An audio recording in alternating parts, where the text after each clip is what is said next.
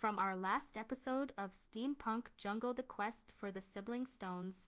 However, during our trek there, I wanted to know about the dragonflies and how is it that all the hybrid and all-metal animals have come to fear these beautiful winged creatures, and Corvin said, Well, unlike ordinary dragonflies that feed on insects, this breed feeds on all types of metal due to their mutation many years ago.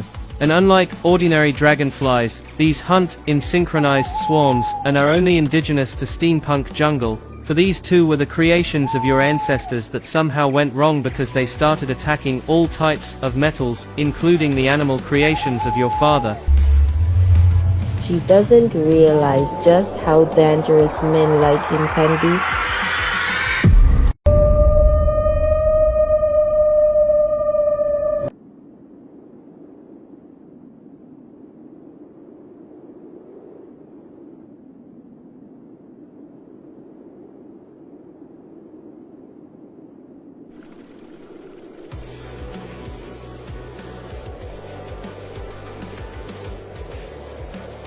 Well, night has fallen upon Steampunk Jungle, and Corvin, Excalibur, and I managed to reach the outskirts of Steampunk Jungle. We discovered where Arthur Castellanos and his group managed to enter Steampunk Jungle undetected.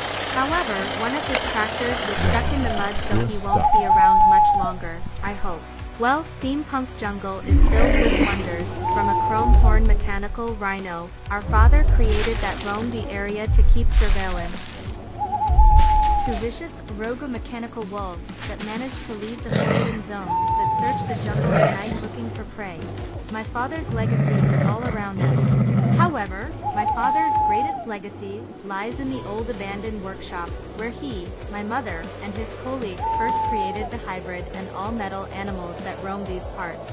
In fact, it is the workshop that bears the name Steampunk Jungle, and not the jungle itself. However, everyone decided to call this place Steampunk Jungle, and it remains that way even to this day. However, much of my father's work still lies hidden in the midst of Steampunk Jungle. I can imagine him explaining how to create the mechanical rhinos. First, you'd need a reinforced titanium alloy frame to support the rhino's massive weight and withstand environmental stress. Then integrate hydraulic actuators in the limbs for realistic movement, synced with gyroscopic stabilizers for terrain adaptation. The brain of the beast would be a custom module housed in a shock-resistant core, programmed for autonomous navigation and obstacle avoidance. Finally, layer the exterior with modular armor plating and embed sensors for heat, motion, and proximity to give it full jump.